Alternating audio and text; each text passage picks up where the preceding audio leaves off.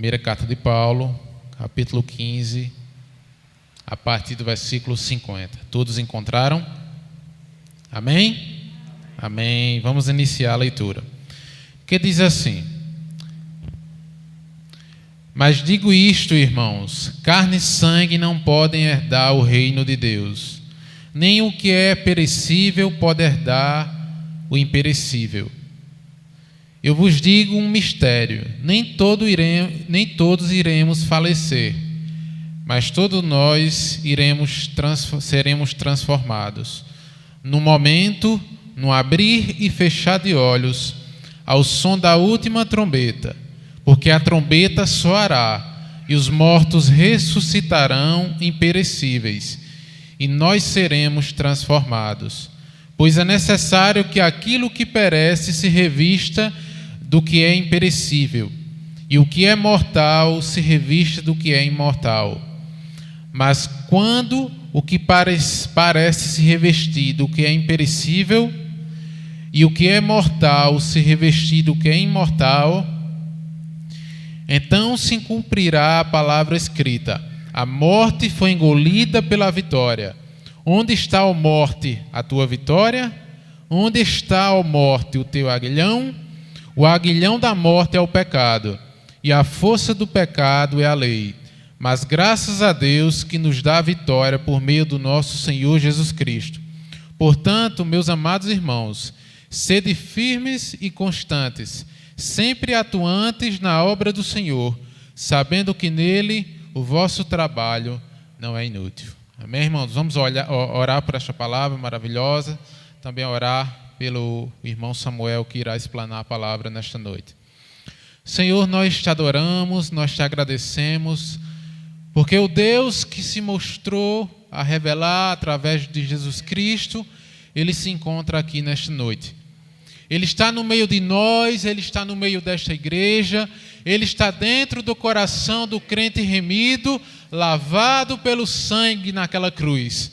Sangue poderoso, que nós não merecíamos, Senhor, mas nós temos uma promessa de redenção, uma promessa que esta vida não é comparada com o que está a vir com Cristo na glória. Ó Deus, como nós queríamos agora estar com o Senhor lá presente, mas nós temos que aguardar um pouco mais. Nós temos que passar por provas, nós temos que passar por tribulações, para que o Senhor mostre através de nós a sua graça, o seu poder, a sua vitória. Porque aqui na terra nós vamos conhecer um pouquinho daquilo que nós vamos conhecer no céu. E que seja mostrado através desta palavra, Senhor, iluminada pelo teu servo, a tua salvação, o teu poder e o teu perdão. É isso que nós te pedimos, em nome de Jesus. Amém e amém. Boa noite, irmãos. Graça e paz do nosso Deus e do nosso glorioso Redentor, Jesus Cristo. Amém? Queridos, quero manifestar o grande privilégio de poder voltar aqui a compartilhar a palavra com os amados irmãos. Uma vez mais, nós podemos partilhar um pouco do Evangelho de Cristo Jesus. E é um privilégio para a gente estar aqui com vocês, estar aqui convosco e poder expor as Escrituras Sagradas. Eu queria contar uma breve história para entrar nesse tema que eu queria tratar com vocês hoje. Sempre que o mundo experimentava guerras e epidemias, doenças, mas principalmente guerras, as pessoas perguntavam, quando os soldados voltavam para suas casas, o que mais motivava eles nas guerras, para que eles ficassem vivos. E a resposta quase que unânime dos soldados era a esperança de que um dia voltariam para a sua casa. O que motivava os homens nas guerras era a vontade de querer vencer a guerra e de tão somente encontrar a sua família. Homens encontrar suas esposas, seus filhos, que há muito não tinham vistos. E eu penso que nesse trecho que nosso irmão Bruno leu, Paulo vem nos mostrar algumas certezas para a gente como crente. Mas o que eu quero trazer hoje como tema para a nossa vida é a certeza da volta de Cristo Jesus amanhã nos garante vida abundante hoje. Saber que Cristo vai voltar amanhã e que essa vinda é certa, vai nos levar a viver uma vida abundante hoje. Esse tema eu trago para os amados irmãos porque é muito comum nós vermos dois extremos na igreja evangélica brasileira. Um extremo de um grupo de crentes que negligencia a volta, o retorno do rei, e um extremo que sofre de medo de que ele volte, e que se ele voltar e se ele encontrar eu errado de alguma forma, eu perco a minha salvação e eu não subo aos céus. Mas nesse contexto, Paulo quer mostrar para a gente que a gente não pode ficar nem num extremo nem outro, mas sabermos que a volta de Cristo Jesus é o grande conforto que a igreja tem para viver nesse mundo, para sofrer nesse mundo de forma vitoriosa. Saber que Cristo vai voltar e ter a convicção de que Ele ressuscitou e estará conosco, e que Ele vem, não importa quando, a hora, porque ninguém sabe, é o que nos garante ter uma vida plena, aqui nessa terra, sofrendo agora. A carta aos Coríntios foi escrita pelo apóstolo Paulo, foi ele que plantou essa igreja. Ele plantou essa igreja e Lucas fundamenta isso lá em Atos capítulo número 18, onde Paulo encontra um casal chamado Priscila e Áquila e junto com eles funda aquela igreja, planta aquela igreja, passa 1 ano e meio naquela igreja e deixa aquela igreja sólida. Tempos depois, Paulo recebe uma carta dessa igreja falando de vários problemas que ela vinha sofrendo. Aquela igreja de Corinto vinha sofrendo com problemas de divisão. Havia grupos que se diziam que eram de Paulo, outros que diziam que eram de Apolo, outros que diziam que eram de Pedro, outros que diziam que eram de Cristo. Havia grupos de separação naquela igreja em que tinha vários líderes. Mas aquela igreja também, meus amados, sofria de casos incestuosos, ou seja, havia um homem que se relacionava com a sua madrasta. E Paulo diz, olha, exorta esse homem, exclui esse homem por um tempo para ver se a alma dele pode ser salva. Mas havia também brigas e contendas naquela igreja, em que as pessoas procuravam resolver ela fora da igreja, nos tribunais ímpios, e não buscavam resolver entre si. Aquela igreja, como se não bastasse isso, havia discussões sobre comida sacrificada aos ídolos. Irmãos estavam pecando porque outros não viam problemas em comer comida sacrificada aos ídolos. Ainda mais, aquela igreja tinha problemas na ceia do Senhor. Algumas pessoas eram tão nojentas que nem esperavam os outros para poder ceiar a ceia do Senhor. Aquela igreja havia problemas de ordem espiritual porque não sabiam usar os dons que Deus tinha dado para eles, mas fazia de um culto, um movimento que ninguém entendia quando começava, quando terminava, o que estava sendo pregado, era gente falando em cima de gente. Aquela igreja passava de problemas e muitos ali não criam na ressurreição dos mortos, de que Cristo não havia ressuscitado. E você pensa, que igreja problemática, que igreja complicada, e essa talvez seja o retrato de muitas das nossas igrejas. Mas ao mesmo tempo, nós vemos o Paulo no começo dessa carta agradecendo a Deus pelos irmãos e pelaquela igreja.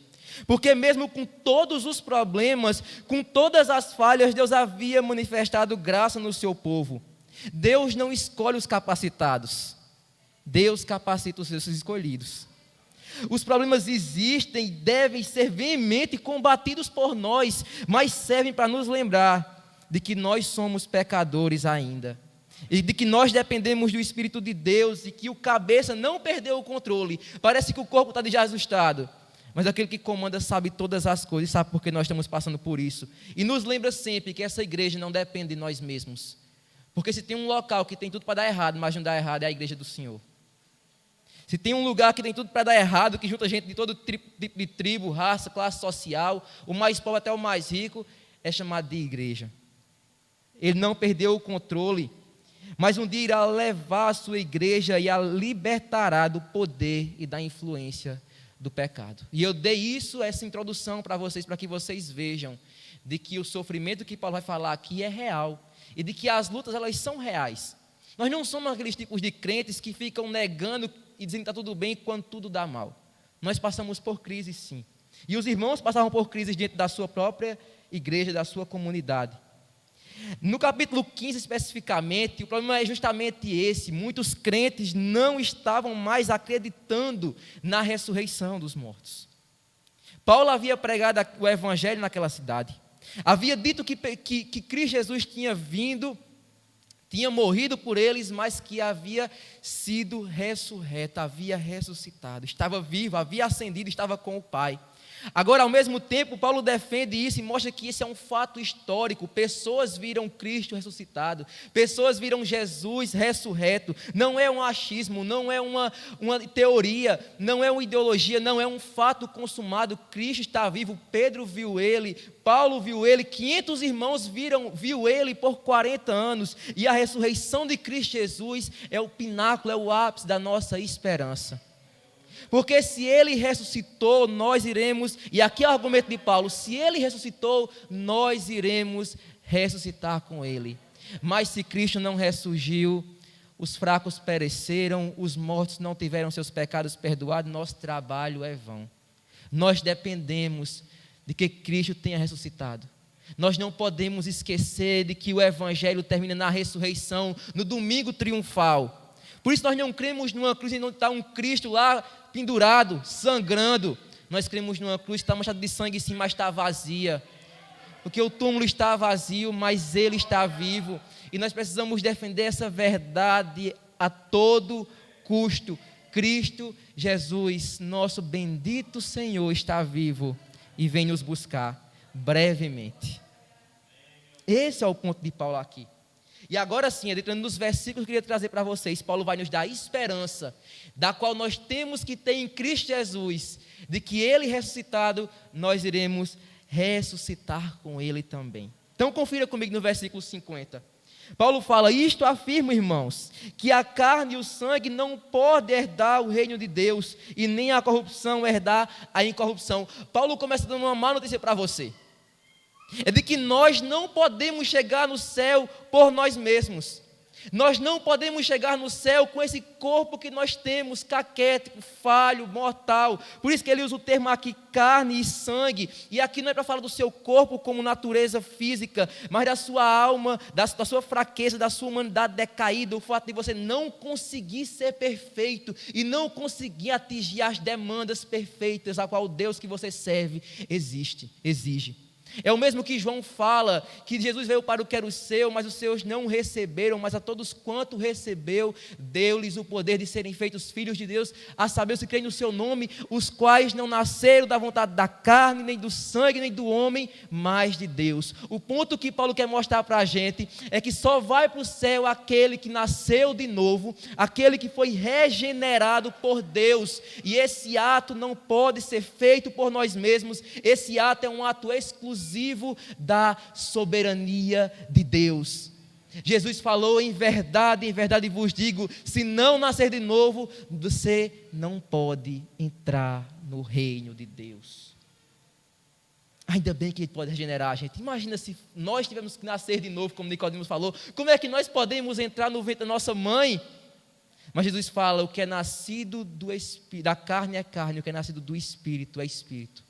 Agora, essa regeneração que Cristo falou em João capítulo 3, não é a mesma transformação que Paulo está falando aqui em 1 Coríntios 15. Porque aqui Jesus falou em João capítulo 3, é a regeneração que nos livra da condenação do pecado.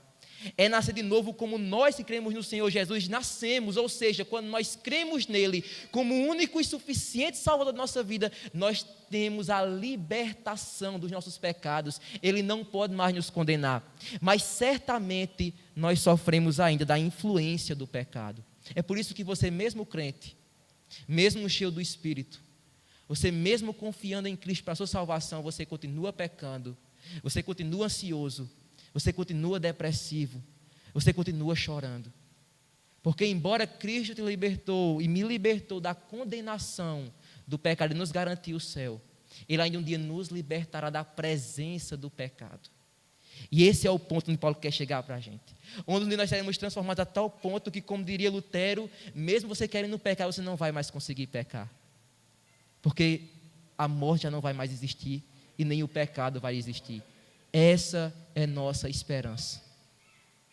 No versículo 50, Paulo quer mostrar para a gente de que nós não podemos por nós mesmos chegar no céu. E nós não vamos chegar por nós mesmos no céu. Antes de eu olhar a esperança do céu, como o pastor sempre fala, eu preciso olhar a minha decadência humana. Você precisa notar, e eu preciso notar, de que nós em carne e sangue não podemos herdar o reino de Deus. Nós precisamos de uma transformação. É por isso que quando você pensa na eternidade, você não sente tanta alegria e gozo como deveria sentir, porque se nós fôssemos para a eternidade, para o céu, com esse corpo falível, nós certamente morreríamos de cansaço. Nós precisamos entender, queridos, e crer de que nós não chegamos ainda lá. Antes de nós nos conformarmos com a eternidade, nós precisamos estar inconformados com quem nós somos hoje. Você só vai conseguir olhar com vislumbre para a eternidade quando você olhar a podridão que ainda habita no seu coração e no meu coração.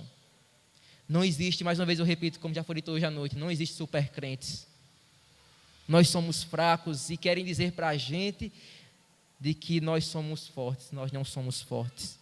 Paulo quer mostrar para a gente de que é preciso uma transformação em nossa vida.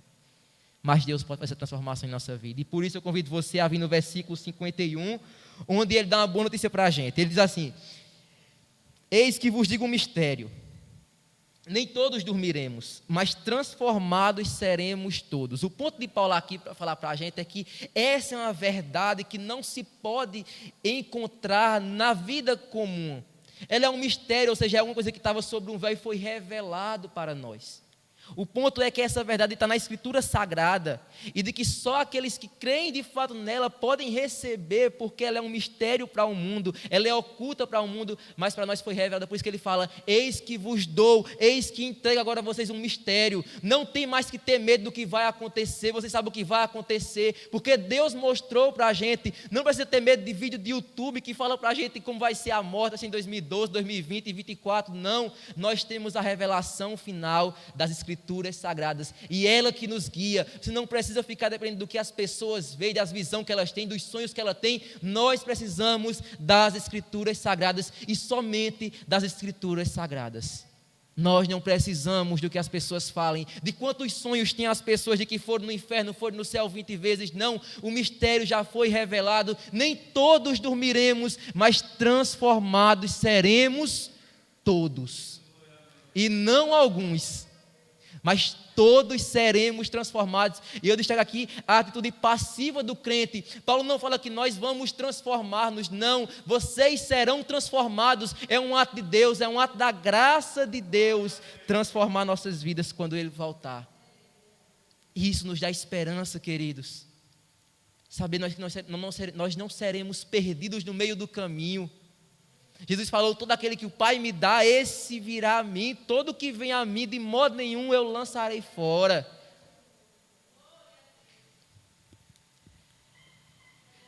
No versículo 52, o apóstolo Paulo nos fala quando vai ser isso.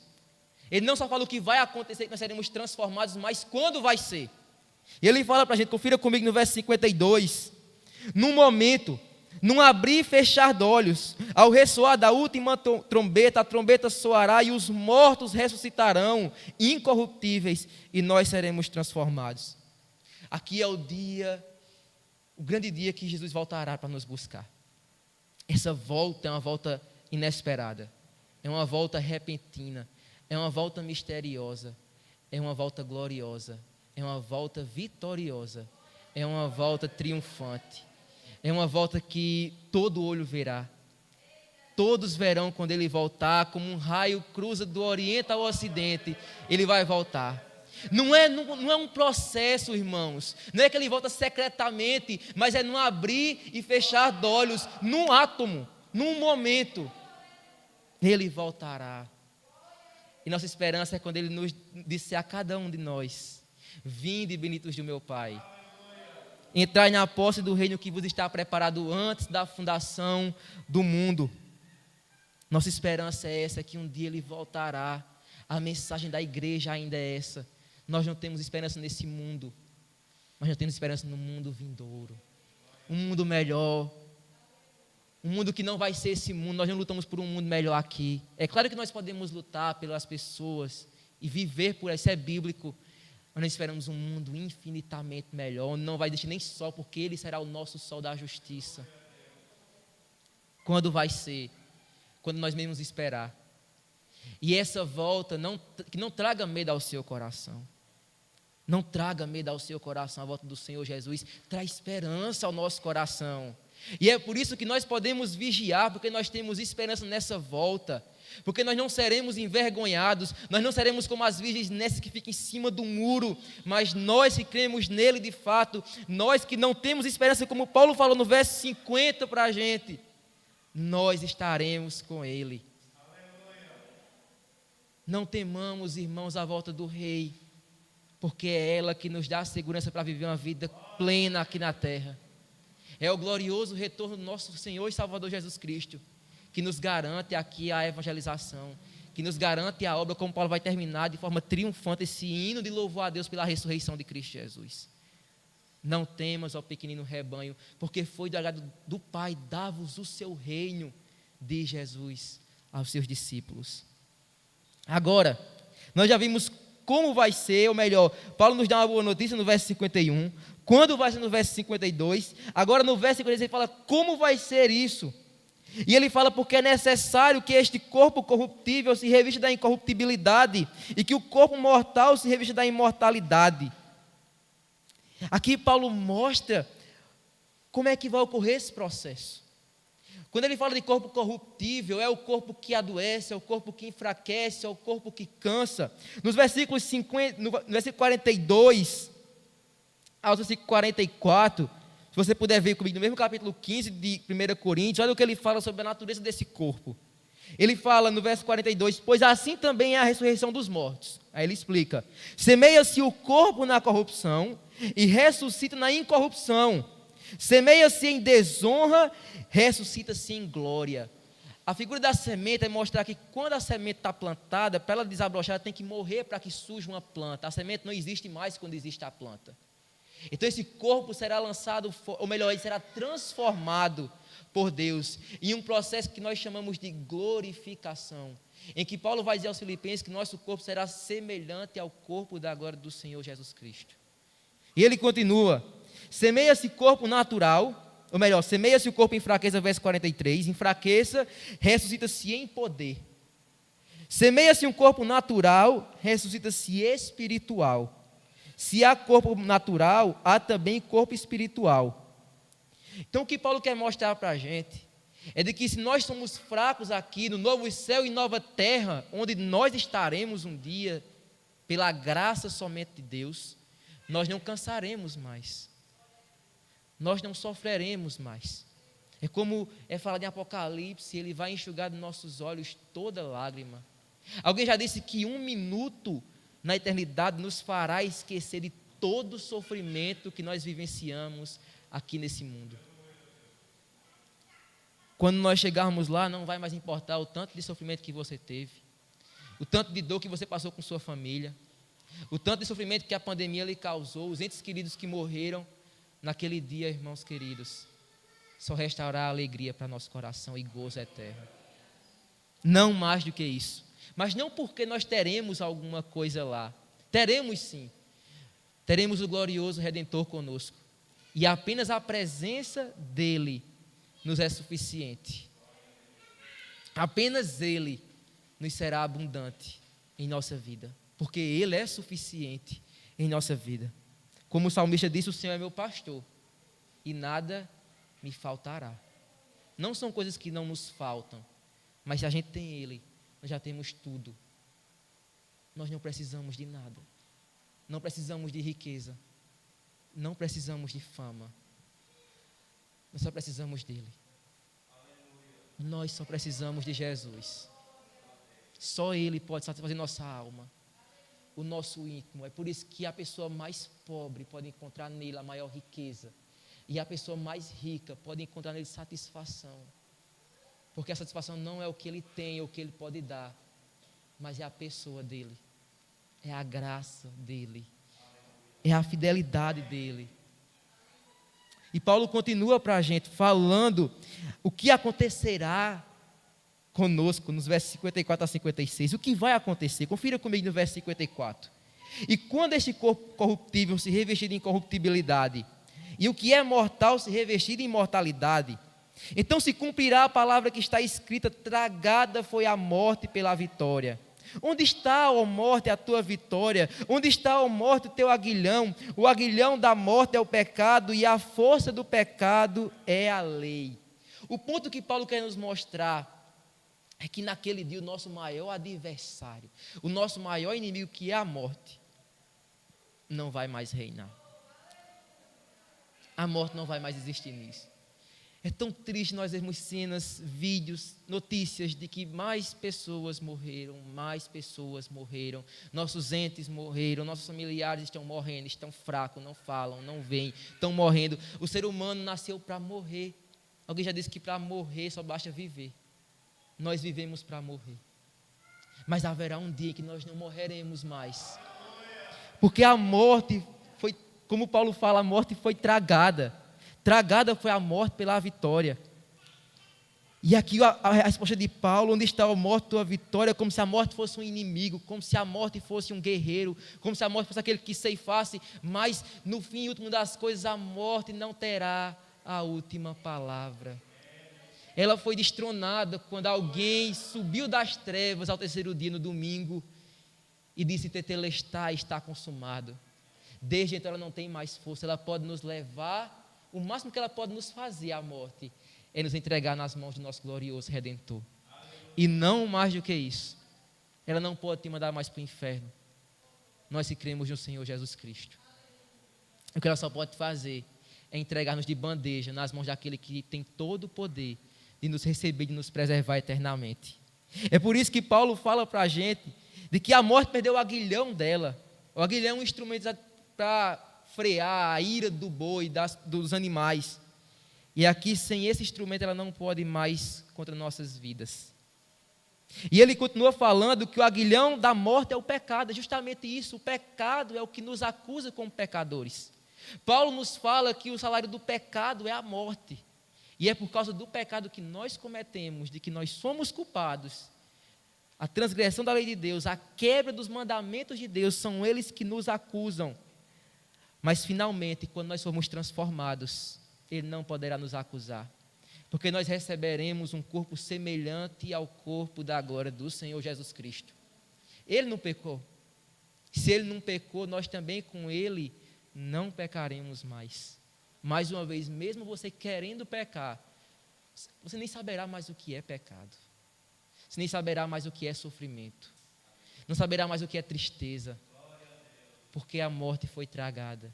E o aguilhão da morte, que é o pecado, foi extirpado. Agora Paulo ele fala uma coisa interessante para a gente. Ele fala que o aguilhão da morte é o pecado e a força do pecado é a lei. Por que ele falou que a força do pecado é a lei? É porque a lei, ela realça os nossos pecados. A lei nunca foi dada para você ser salvo.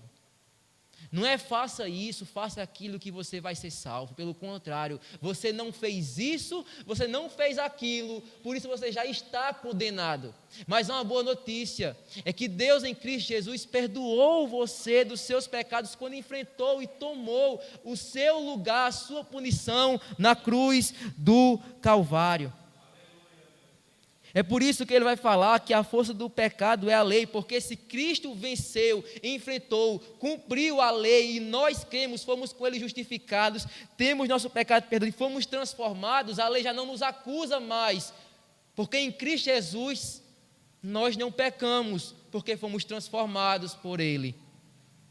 E é por isso que se a lei não pode nos acusar, o pecado não tem mais força. E se o pecado não tem mais força, a morte que vem através do pecado não pode nos acusar. Então o argumento de Paulo é esse. É que através de Cristo Jesus vocês serão imortais. Por isso Jesus falou: eu sou o caminho, a verdade e a vida. Essa vida não é uma vida somente aqui, é uma vida eterna com Ele na eternidade. E essa é uma causa jurídica, é uma causa legal, é uma causa que tem argumentos sólidos, lógicos. Quem tiver Jesus tem a vida eterna. Não é uma fantasia, não é um conto de fábulas. Há uma lógica por trás disso tudo. Como Paulo falou, ele morreu pelos nossos pecados, mas ressurgiu pela nossa justificação. E ele termina falando aqui, de que graças a Deus, que nos dá a vitória por intermédio do nosso Senhor Jesus Cristo. O ápice de tudo que eu acho mais lindo de Paulo é que ele termina esse processo falando o seguinte: não é por vocês que Deus faz isso. Ele não dá graças aos homens por isso, mas dá graças a Deus, porque no fim das contas, quem será glorificado pela nossa salvação é Deus. Por isso que ele fala mais graças a Deus, porque o fim último da nossa existência é glorificar a Deus e alegrar-se nele para sempre, e sermos satisfeitos nele, que nos dá a vitória por intermédio de Cristo Jesus. Mais uma vez Paulo fala, você não vai ser transformado, você não vai ser salvo pelas suas obras, você vai ser salvo pela obra de Cristo Jesus. É incrível como Paulo sempre volta para o Evangelho, e nós temos também que sempre voltarmos para o Evangelho da graça. Nossa missão não é de prosseguir, é de nos reformarmos à cruz do Calvário, é voltarmos à cruz do Calvário, porque lá é onde nós fomos salvos, e nós somos santificados, e nós seremos glorificados. Quando nós chegarmos à vida eterna, esse tema que eu estou falando aqui para vocês não existirá mais. Ninguém lembrará mais do corpo antigo, mas nós lembraremos do Evangelho, porque o Evangelho é um tema eterno. É o principal tema, é a principal doutrina, é a principal mensagem das Escrituras, para o crente de 80 anos de igreja, para o crente que chegou agora, para aquela pessoa que nem crente é. O Evangelho, a mensagem da boa nova de que Jesus Cristo nos dá a vitória através da cruz do Calvário, é a mensagem fundamental, a mensagem essencial, a mensagem única e cêntrica da nossa pregação. Por isso que Paulo termina, graças a Deus que nos dá a vitória por intermédio de Jesus Cristo. Nós estaremos lá, queridos, não por nós, mas por Ele. Por isso que Paulo fala, mas em todas essas coisas, porém, nós somos mais do que vencedores, por meio daquele que nos amou. A aplicação que nos resta, e eu termino aqui a minha mensagem, é o verso 58. É que ele nos fala de que se nós fomos salvos por Deus, e de que nós seremos transformados por Deus, essa certeza, e não é um pensamento positivo, essa certeza, e não é um achismo de nossa parte, é que, o que ele fala para a gente, meus amados irmãos, sede firmes, inabaláveis e sempre abundantes na obra do Senhor, sabendo que no Senhor o vosso trabalho não é vão. É saber, meus queridos, de que Cristo voltará, de que você será transformado. É isso que vai garantir para você a permanência no trabalho presente. Como a mocidade fez a festividade, o sofrimento presente e a glória futura, é a certeza da glória futura que nos garante passar pelo sofrimento presente. Eu termino essa mensagem com algumas aplicações para a nossa vida. Diante disso tudo, nós só podemos encontrar satisfação no presente se nós mirarmos na glória futura. Nós só podemos encontrar satisfação agora, nessa vivência terrena, trabalhar, viver, exercitar nossas dificuldades, se nós tivermos uma esperança, não aqui e não agora, mas no céu de glória. Nós não poderemos viver, o crente não pode viver achando que ele vai crescer o negócio dele, que ele vai ter uma casa melhor, um carro melhor. Isso são coisas boas, mas a gente não pode depender disso não, irmãos. A igreja cristã, ela tem uma esperança muito maior do que essa vida aqui terrena, reencontrar com o glorioso Redentor, porque quando chegar lá tudo isso aqui vai desfazer, vai se dissipar, e essa igreja tem que continuar pregando essa mensagem. A igreja se perdeu nos últimos dias, porque tem pregado aqui e agora, aqui e agora, aqui e agora. Deus vai fazer isso, isso, isso, isso. Quando a gente não sabe se Deus vai fazer isso agora, agora, agora. Mas o que Paulo falou é que trabalhem a perspectiva de que Deus um dia virá buscar vocês e levará para um local onde sim, não haverá mais choro e não haverá mais ranger de dentes. Segunda aplicação é que a ressurreição é a realidade. Um dia haverá um juízo e todos comparecerão a esse juízo. Aqueles que tomaram a posição quanto a Deus em Cristo Jesus de se manterem indiferentes a Ele serão julgados. Também ressuscitarão, terão seus corpos, mas em vez de estar com o glorioso Redentor, passarão a eternidade distante dEle. É a situação que nos pega pela frente. E será que nós estamos nesse grupo de pessoas que estão indiferentes com o que vai acontecer conosco na eternidade?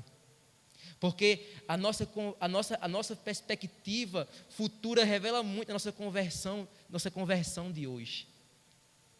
Um salvo fiel, ele não tem prazer nele mesmo, porque um salvo reconheceu ou foi apresentado a sua real natureza e descobriu que ela é fraca, ela é frágil.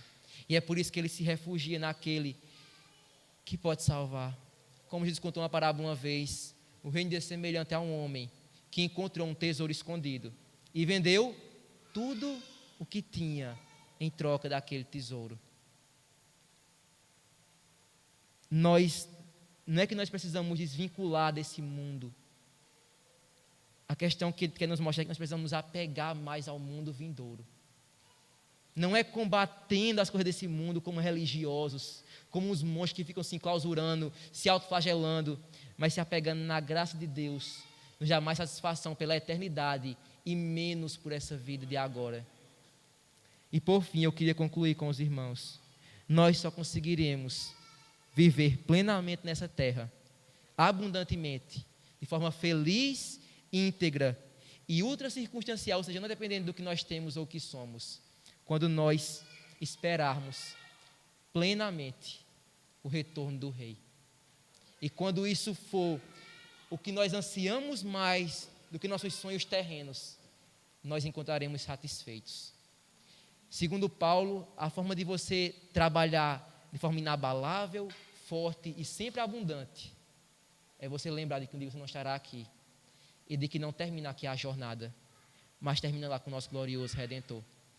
Por isso sempre lembrem, e sempre eu devo me lembrar, nosso fim não é aqui, nosso fim é com Ele. E saber disso me leva a viver uma vida em vitória aqui na terra. Vamos orar?